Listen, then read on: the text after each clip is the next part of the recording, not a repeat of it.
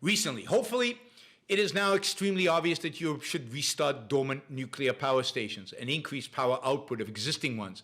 This is critical to national and international security. Good for him, right? And then he says, for those who mistakenly think this is a radiation risk, pick what you think is the worst location. I will travel there and eat local food on TV. I did this in Japan many years ago, shortly after Fukushima. Radiation risk is much, much lower than most people believe. Again, science. He goes by the science. Good for him.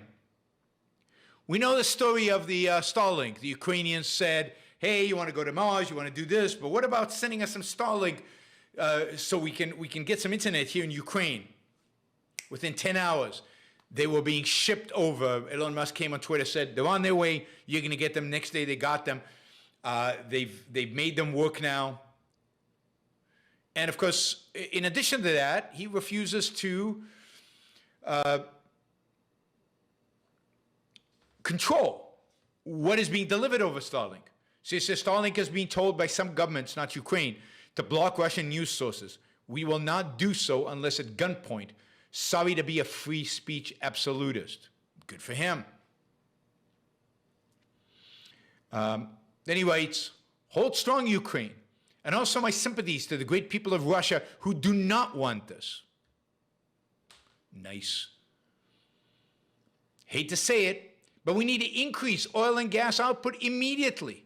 Extraordinary times demand extraordinary measures. Now, we need to increase oil and gas always, not just immediately. This is where we disagree, right?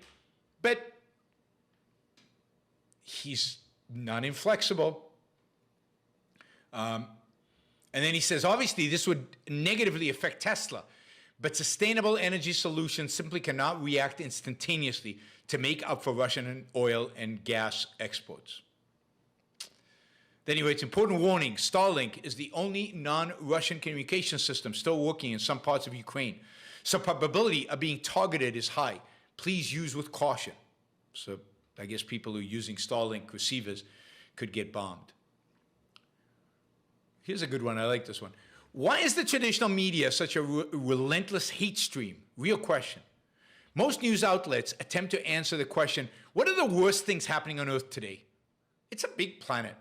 Obviously, some bad things are happening somewhere at any given time, but focusing relentlessly on those does not give an accurate picture of reality. Good for Musk. If you scare people enough, they will demand removal of freedom. That is the path to tyranny. Absolutely. Let's see. Yeah, we'll make this the last one. We should be much more worried about population collapse than population growth. UN projections are utter nonsense. Just to multiply last year's births by life expectancy, given downward trend in birth rate, that is best case unless reversed. If there aren't enough people for Earth, then there definitely won't be enough for Mars.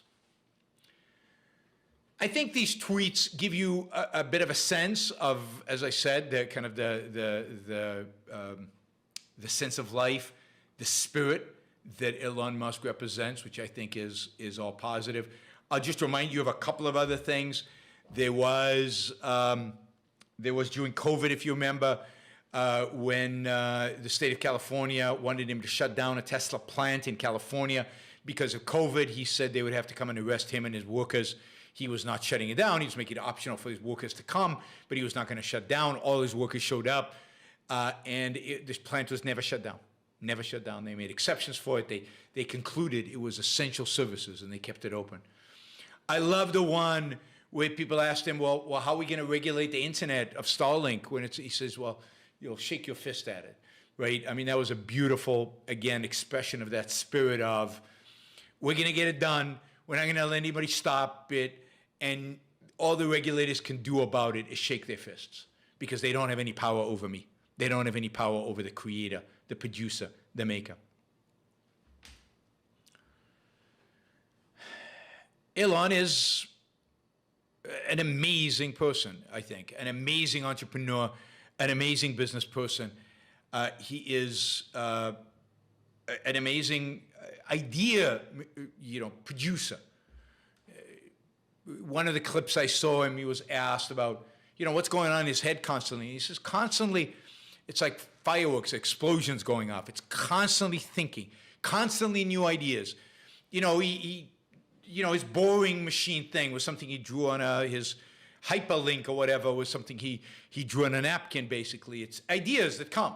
So most of them, I guess, never see the light of day. Some of them see some engineering drawings. Some of them actually become companies. But he is a real exciting producer. And in a world of people who are dull, people who are boring, people who are conventional, people who just play by the book, Elon Musk is a breath of fresh air. He is truly amazing and an inspiration, and I am all in on the Elon Musk fan club. So I'm a real fan now. Become one over the last couple of years. We need a lot more Elon Musks in the world. He's not perfect. He doesn't get everything right, but he has the attitude that changes the world, the attitude that brings revolution. And it's the attitude I wish millions had. He is the kind of person you want to go along for the ride with. Not many people like that. There are a lot of dreamers, there are a lot of fantasizers, there are a lot of people who think big thoughts. How many people execute? How many people make it a reality? How many people make it real, live it? I hope in his personal life, he's happy. I hope in his personal life, he is as fulfilled as he seems to be in his business life. Thank you for listening or watching the Yaron Brook Show. If you'd like to support the show, we make it as easy as possible for you to trade with me. You get value from listening. You get value from watching.